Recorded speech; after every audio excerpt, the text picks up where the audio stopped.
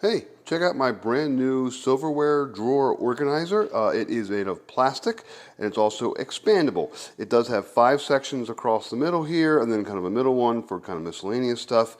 And right now it's fully expanded, and let's see here. It's about 22 inches wide, but I can go ahead and shrink it up.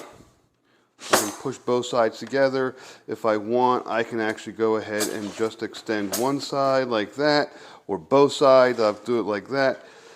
There we go, just like that.